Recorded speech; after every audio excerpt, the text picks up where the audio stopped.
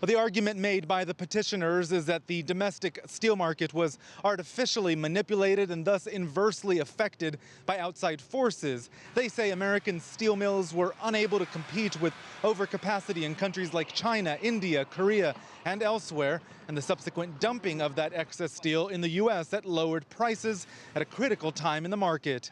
Now, the U.S. Commerce Department has already agreed with them in theory on at least one type of steel, and a decision is expected on two others. The Obama administration has said it would impose tariffs on what's called cold roll steel, and more may follow.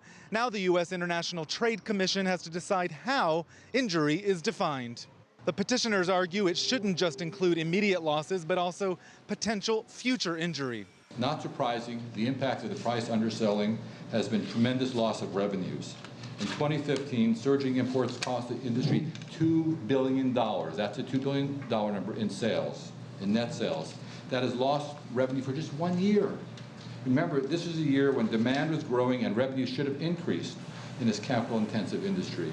The respondents say the performance of U.S. suppliers in the winter of 2014 is actually to blame. A bottleneck in the supply chain, they said, led to a weakened American product and led to buyers looking elsewhere, meaning not the quality they expected.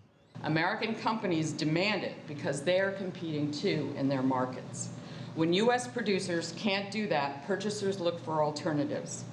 Dumping cases can't change that, and we're seeing increasing imports from non-subject countries, even sources that are not controlled by the U.S. industry. Effectively, she's saying a decision in favor of the petitioners won't affect producers outside of American trade jurisdiction.